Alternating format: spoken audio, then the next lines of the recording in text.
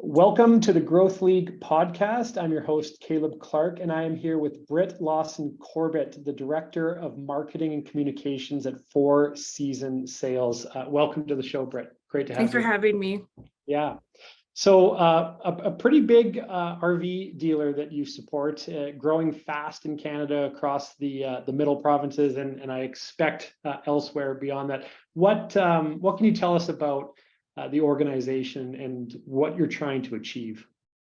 So we are Canada's fastest growing RV dealer right now. We've expanded very quickly, and that makes us different from sort of like one-off dealers. A lot of the marketing landscape is set up for those dealers that are just kind of like one-off locations. So yeah, we're a little different. What drew you to the organization just about 3.5 years ago, from what you were doing before? What intrigued you about the opportunity? That's interesting. I was formerly an entrepreneur that had sold a business, and I was just like told myself I was going to take a break and just kind of relax. And then this job came along, and there was no break. And it came down to when I interviewed our leader. He had a vision, and I believed that vision, and I thought, okay, here we go. Let's do this. Isn't that amazing how, most of the opportunities that we end up taking as professionals in any field is sometimes about the company for sure, but a lot of times more about the people we get to kind of go into the game with. Absolutely. I was going to say, like, being self-employed previously, I don't know that like going to work for just anyone would have worked out for me. So yeah, that was I knew that going in, and here we are. At the end of the day, you can be selling shoes, you can be selling RVs, but it's about something bigger than that, isn't it? Absolutely. So a little bit about your journey. Can you tell us from, even back to Westoba, then running your own thing and then taking no break, even though you intended to take a break? Tell us a little bit about your professional journey. Sure. So I've always been I was always in corporate marketing, in-house. So what I was excited to talk to you about today is that I often feel like in our space, it's always like kind of talking to agencies, and there are those of us that exist outside of agencies and are still doing the internal thing. And so I've always worked for, I guess, like I did work for a national company, and then there were like regional small to medium businesses. And I think that, so of course, being buried in corporate marketing, you get this idea of like the best practices and what needs to happen. And then you go work for yourself and realize the whole reality outside of that involves like paying your bills and doing payroll and all this kind of stuff. So it made me appreciate, I think, marketing a lot more, to really like the effort that goes in behind it. And it's not by accident. So that was a little bit of a reality check for me.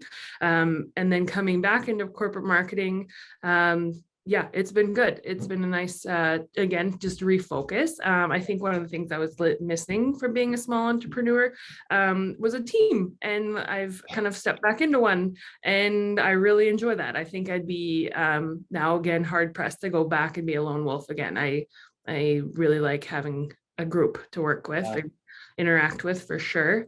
Along the way, I'm a bit of a lifelong learner, so I took a bout of professional communication management out of Royal Roads out in BC. That was a great experience. There's a leadership component to that program, and I really enjoyed that. And now I am about 70% through my MBA at the University of Regina, which again has been really good experience. So of course the MBA is kind of targeted to more of like a C-suite perspective, but they also are very mindful that might not be your current role. So, and how do you incorporate that into your role? And so I think that's been really valuable. And I've already been able to kind of, I think the girls I work with will laugh because I'll leave class and I'll come back to work the next day. I'm like, okay, let's try this. I learned something new. And they just laugh like, oh, good. Brett was in class again last night. What a great benefit. I made the mistake in retrospect of doing my MBA before I had work experience, and nor was I working at a company at the time, but the ability to apply something, I mean, that's where the learning happens, right? That's exactly it. Like I'm learning like the classes that I can go to work the next day and implement something. Like I learn it. It's ingrained. I've got it. kind of thing. That's No amount of awesome. studying could touch that. So we've spoken once before, but who's Britt outside of the MBA and outside of work, and what are you into?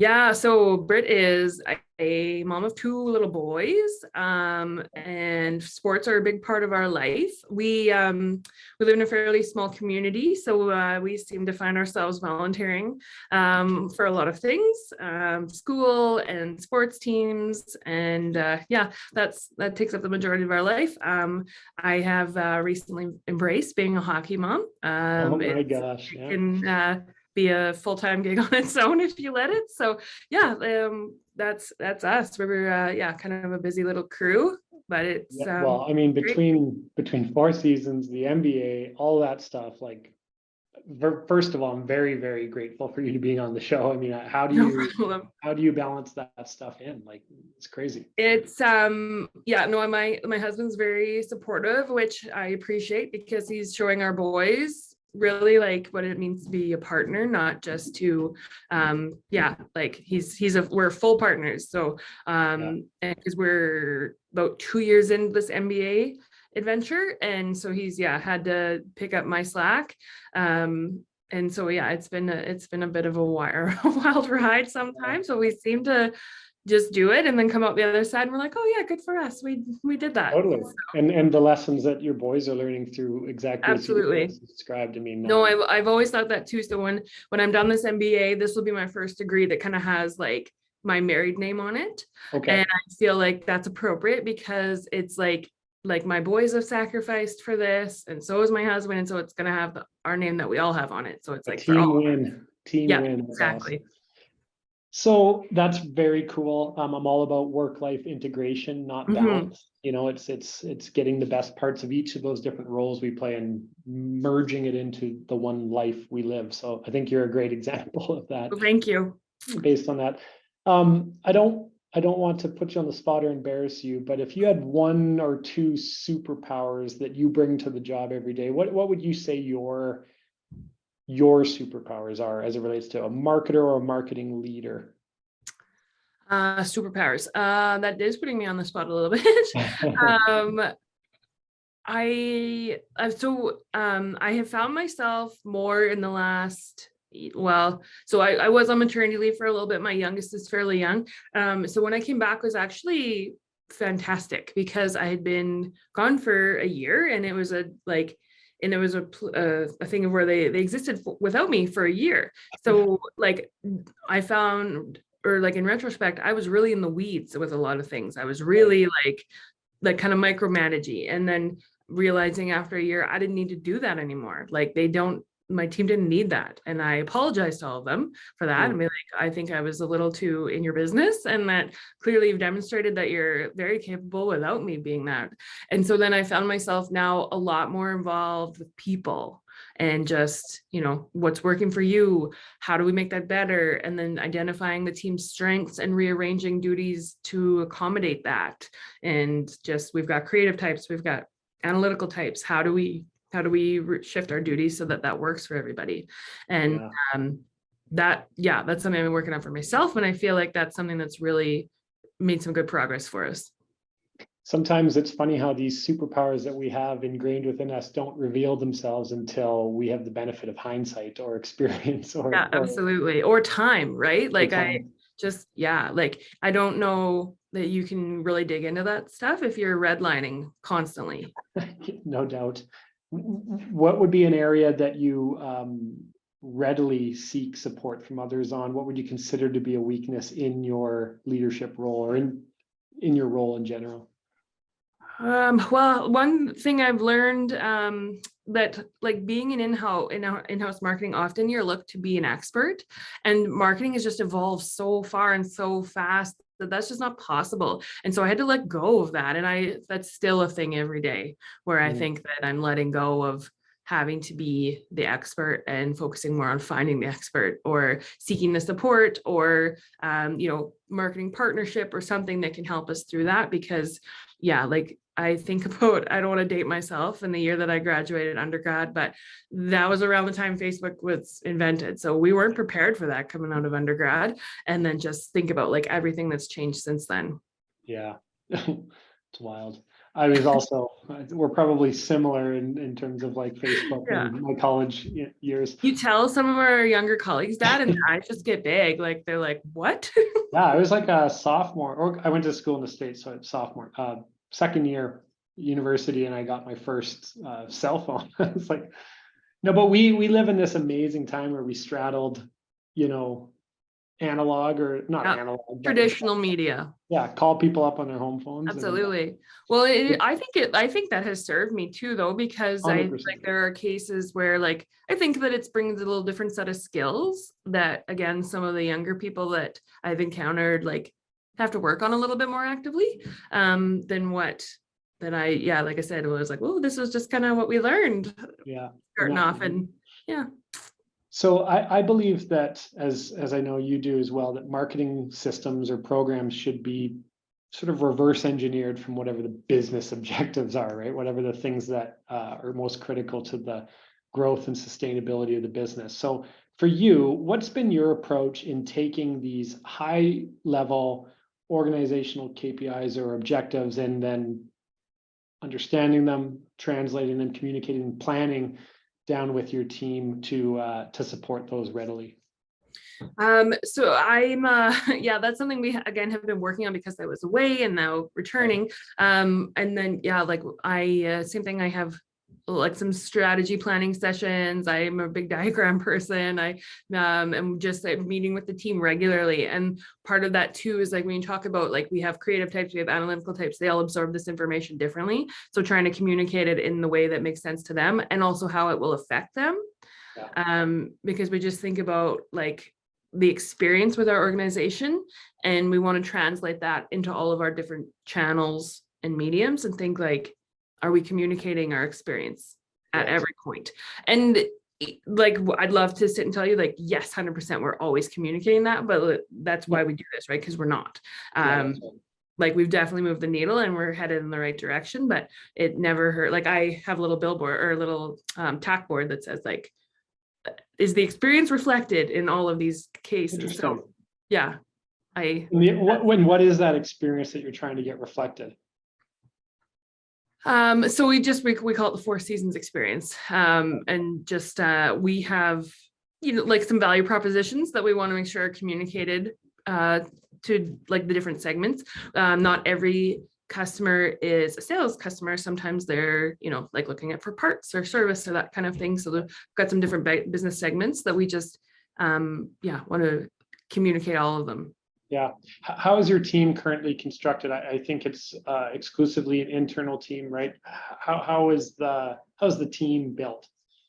Like as far as geography?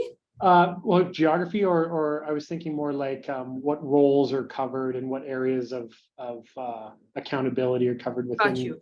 So team. we have a couple women that have design backgrounds. One of them, just from her strengths, has also been kind of pulled into the more the digital realm. And then we're expanding a little bit more into video. So one of our teammates has a little bit more experience with video. And then we have some support staff because you can't do it all on your own, essentially. But we do have partners. Certainly in dealership world, there are some unique platforms built for us. Again, they're really for kind of like like one-off dealerships that maybe don't have in-house support, right. Which is a great tool for them, and we still benefit from that for sure. We have by no means are we going it alone. So we're a little bit of a mix that way. What I ask everyone this because this is where the real stuff comes, and every marketing department struggles with things or has challenges. What's your guys' big challenge that you rally around as a team? Things that you're trying to get figured out or the code cracked on, but you're not there yet. And how are you sort of rallying around each other to figure that out? Got you.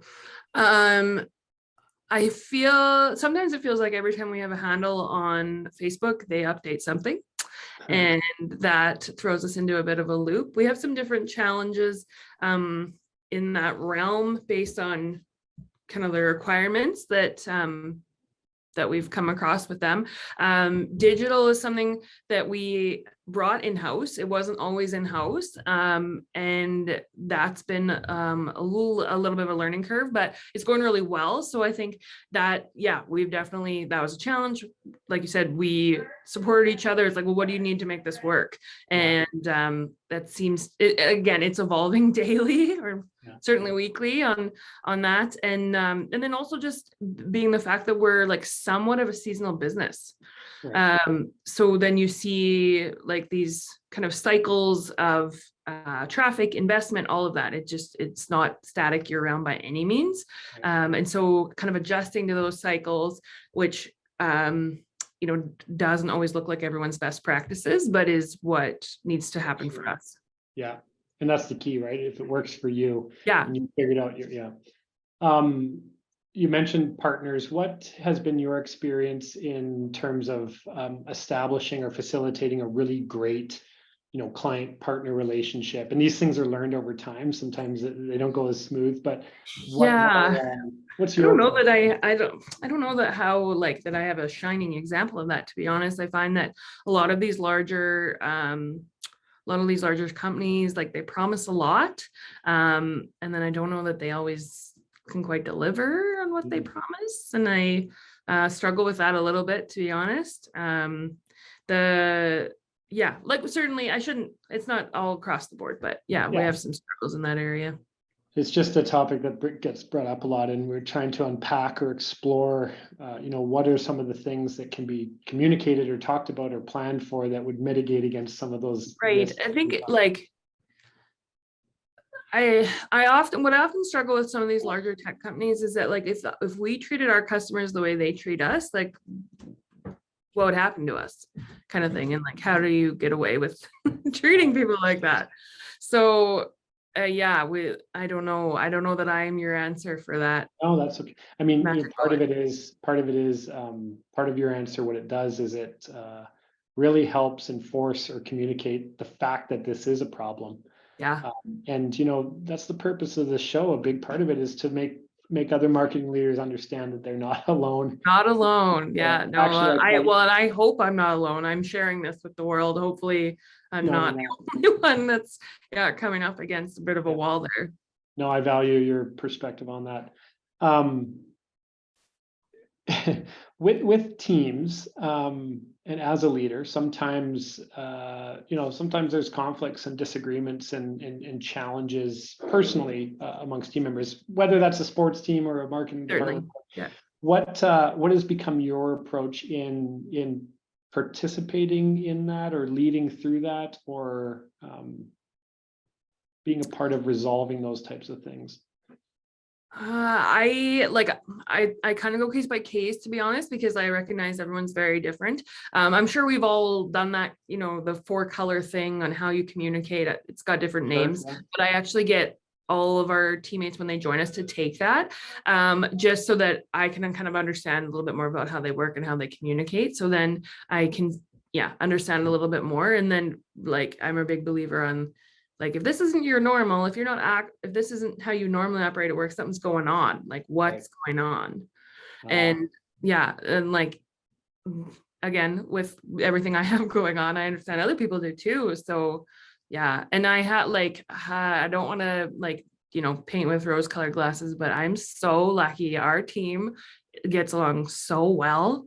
It's I don't know. Well, that's an anomaly or just lucky or what, but it's a reflection of leadership for sure. So thank you. You should play a role or take some of that. Oh man, it's great. And you hear about other stuff and think nope, we don't do drama here. Yeah, it's you got too much stuff, other stuff. Exactly. Yes. Yeah. If you have drama, it's because you have too much time on your hands. So imagine somebody brand new comes onto the team, or a new partner joins up with the company. What can those people expect from Britt in terms of support, in terms of leadership, in terms of the ways of working? What can they expect? So a new team member, well, actually, it's interesting. We're at the time of year because we are a seasonal business that we have had a couple people join us this week. So we shuffle staff around a tiny bit. And then the one teammate, she just finished school, so she's back. And so, yeah, it's like checking in with them and just like, okay, here's kind of everything you've missed since you've been away, and just catching them up, that kind of thing. And I try to be in touch with everybody at least once a day, just to double check, make sure everything's all good. We do coaching sessions. Well, that's kind of a, I don't know. I try not to use that word because I feel like maybe a bit of imposter syndrome, but like, who am I to be coaching anybody? Sure. It's more about like helping people have a little bit of self-realization. Like, what do you want to work on? What are your goals? And that's really helped me, because like even people that find themselves in marketing is not all the same, right? So like maybe you are passionate about the digital, maybe you are more passionate about creative. Like how can we rearrange for you? So having that conversation and those relationships is ongoing, I would say. And that way I know, like every day isn't always perfect, so that if there's challenges, you can help work through that and say like, this is not every day, this is not normal, tomorrow will be fine. So it sounds like it's very much you're interested in the person and understanding their strengths and what's going on with them, because what's happening at work is really just a reflection of a lot of other background issues, right? So absolutely. Well, everyone like kind of makes jokes about like happy wife, happy life, but like happy wife, happy work, right? Like if you have turmoil outside of these four walls, how can you come to work? And not to say you won't ever have turmoil, but if you do, then like maybe you just need a little more space that day, or you know what I mean? Like, and I just feel like, yeah, I really try to operate, and I think it's probably a sports background like I really try to operate as a team, so that like, okay, we know this person's off today, who can rearrange to help them, and so that no one comes back to a mess, that like everyone feels very supported. And I've, worked with the team to identify, this is kind of the career path you're interested in, like, do you need some training to go more in that direction? How do we get that for you? What does that look like? Yeah. Well, that's awesome. Part of being a great leader and advocating on behalf of the team and of the marketing department, there's going to be times where you need to communicate and integrate with other departments or C-suite or owners or founders. Or how do you make it so that marketing is a holistic conversation amongst the organization and really push for integration and being seen as a department? Yeah, absolutely. That's interesting. So that when I started this role, the department was brand new.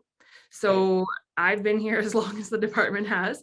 And again, it was really about relationships. So it's like landing in different department heads' office and being like, hey, what's going on with you? What do you have? How do we fit in? How do we work together? And we're, seeing some good results from that. And it's a little trickier, when you're not all in the same building. So, and I'm maybe old school enough to think that like, you can't do it all by digital. Like I show up every once in a while in other locations and be like, hi, remember me? And, like a little face-to-face, I think doesn't hurt. And so, like talking it out with you, I realize I'm very heavy on relationships. Yeah, I can clearly see that as one of your superpowers. So next time you get asked that. Okay, that's good. Now, thank you for helping me identify that. And sorry, one of my teammates is messaging me. I don't know how to turn it off. Well, that's great. What do you guys use for internal comms? Google. Yeah, same with us. I don't know why people need to reinvent the wheel, like Slack and like Slack attack. I've never understood Slack. Like, it's just like one terrible giant group conversation. I was like, it gets a little wild, doesn't it? Yeah. So no, we use Google Chat and I love it. We used to use just like iMessage because most of us run Apple, but I don't know. I even like it better, I think. Speaking of tools, what are some of the other tools you guys use, either from project planning, resource planning, campaign execution? What are some of the tools in your kit? So in department we use Monday. I like it. I don't know that everyone loves it. I think I maybe use it more than everybody else does, but I do like it. We have a CRM that is more like sales team focused, but we are looped into that. So just, like that way we can see the leads and all that kind of stuff, run reports that way. I'm trying to think what other tools we have. We do have we actually have a tool. What's it? How do I explain it? It's called CoVideo. Okay. And it's really, like, I think just to play off its name, it came about in COVID. And the idea is that we can like take video, record, and do photos and that kind of thing, and really easily send it to customers, like even say Nice. Apple and Samsung. But it's got some fun integration that we can like take a video, put it right on our YouTube page, and it just kind of involves the sales team a little bit more. Nice. Because they obviously have a really tight handle on what customers are looking for right now. And then also they're interacting with people being like, hey, can you send me a video? Yeah. And so that's a new tool that's actually been really interesting and been very helpful. That's great. Yeah, you don't need a lot of tools. You just need to a few that serve a function and a purpose. Yeah. What are some of the main so of course I'm not talking about KPIs like, reach and impressions and channel specific things, but what are like one or two of the things that you guys track on a regular basis that you're like, what, the marketing function is not just a cost center to the organization. It's what are the things I would say like we're pretty leads focused on like what we're providing our sales team. That's been my big focus, just I guess I should say refocus, just to make sure that we really have that in mind, that's an important measure. And that's for the sales team. Like I said, we do interact with other departments that don't use leads the same way, so their KPIs would be a little bit different. But overall, that's one of our, at least when I'm running my reports and kind of checking in with people, leads are important. Yeah, because I mean, as a function, we don't want to be seen as just a cost center, right? We want to be always fighting that stigma that we just are here to spend money. Yeah. Luckily, though, we have some leadership here that understands that, like, yes, we might cost some money, but what's the alternative? If we weren't here, what would that look like? Right. And like, No, it's an interesting question that I don't think anyone wants to actually find out. Well, that's exactly it. No one wants to find out what would happen if we all just went away. So, and like I said, we have some leadership here that like understands that. So it's great. Yeah. For you, I was going to ask you this, but it's funny. I was going to say, how do you kind of keep your sword sharp? But really, you're leveraging curriculum and class and applying it on a day-to-day basis. I don't imagine you have time for anything outside of that, but what inspires you to be, you said you're always learning. What inspires you to be the growing marketing leader that you are? Like I said, lifelong learner. I just feel like there's always something new. It's maybe a little bit of a competitive thing, like what's new, what's the greatest? I gotta kind of check in. But yeah, I really think that I might, like, down the road, even when I retire, I might just go back to school. I might just stay in school. I don't know, really like to learn. And I heard it doesn't pay very well. No, it doesn't. Hence, I am not full-time in school right now. But I think like I think there's always, and I'm just like really interested in a lot of things, right? So even like I said, I have a bit of a problem referring to myself as a coach right now, but maybe I would take some coaching, or like I know I'm quite sure one of my alma maters, like Royal Roads, I think they have a coaching program. And so, like I could see myself going there too at some point to just kind of keep going. So don't tell my husband, but to say that this will be the end of school is probably not accurate. That is funny. This is a tough question, and it's fairly ambiguous, so take it however you want to take it. But you have a lot of different roles. You're a mom, you're a student, you're a wife, you're a marketing leader. Within the role of marketing leader, what scares you the most? Well, I have a really fast answer to that, but it's AI, to be honest. AI, because that's the next big disruptor, to say the next big, it is disrupting, right? And I feel like it's how I felt too is just like, I was talking to one of my colleagues one day and I said, here we go again. I was like, here's another thing that I like have to relearn from scratch, kind of thing. It's like I feel like I'm just, as a marketer, reinventing myself all the time.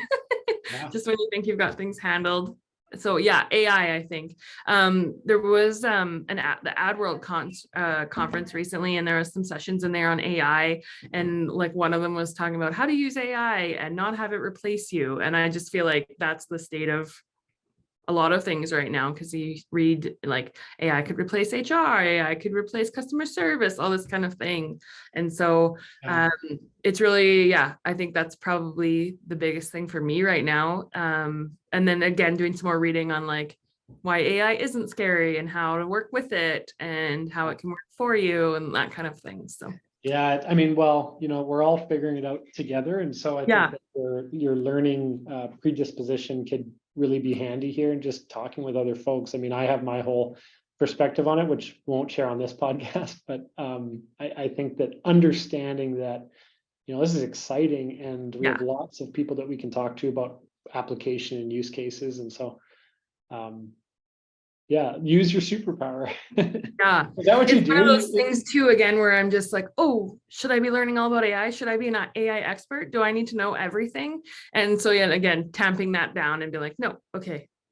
Yeah. I'm not spending my life doing AI. So I can learn about it, but not to get too far down the rabbit hole with it. So no marketing department is perfect. Most aren't, and we all know that. What is one thing that you guys are just doing so good on that if you had the ability and you could just put unending budget towards it, you would amplify what you're doing?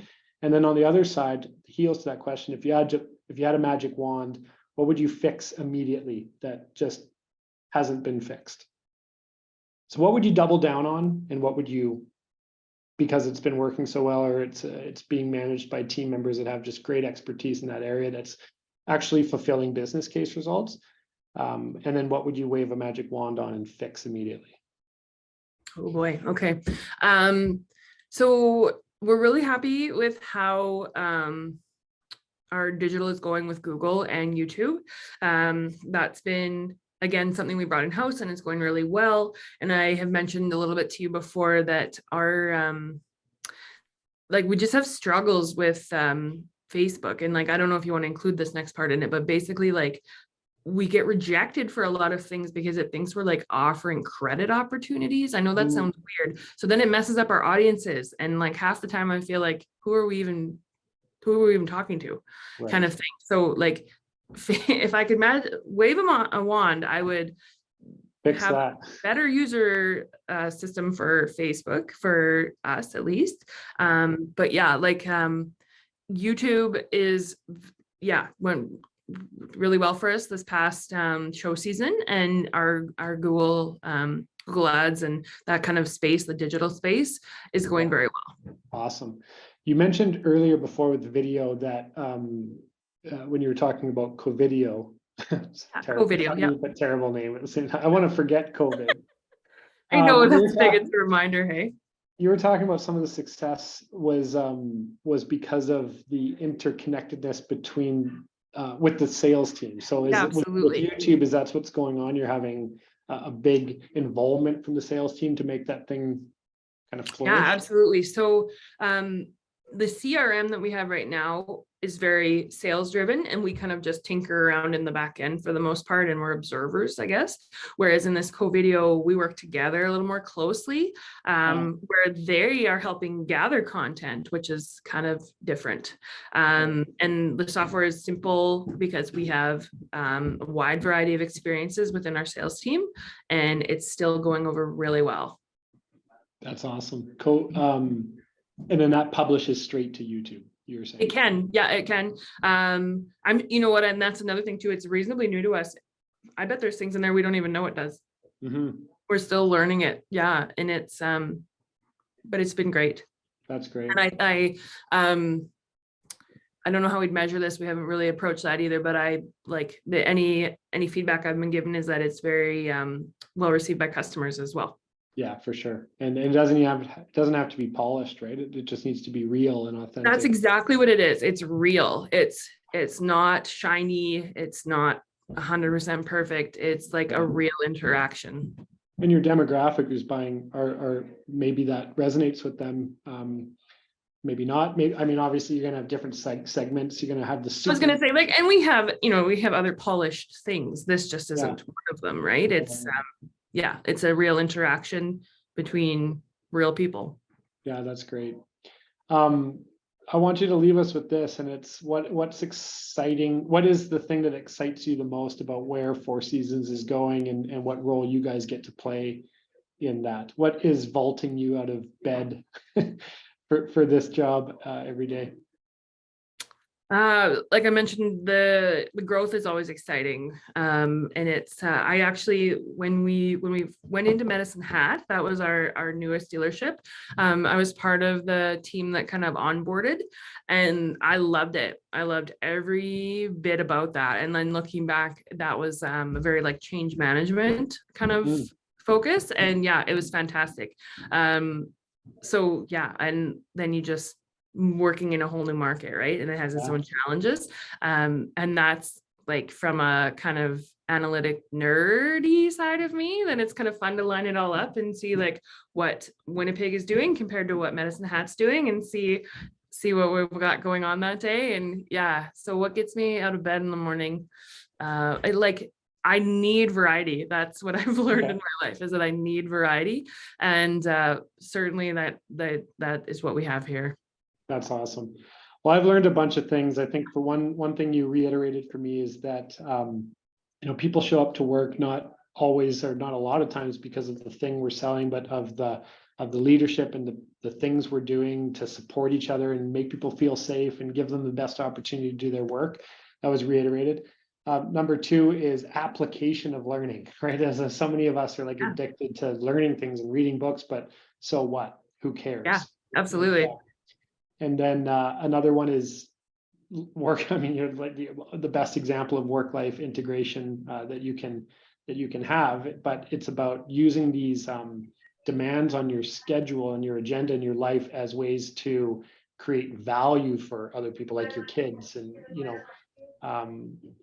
that's great. And then finally, being excited about growth. So tying your team's excitement to something that is meaningful from a business standpoint, not how many likes you got on Facebook or whatever, right? So yeah, absolutely. Thank you very much. I think that your perspective is great. I think this was like almost like therapy. Like I think I learned something about myself here talking with you.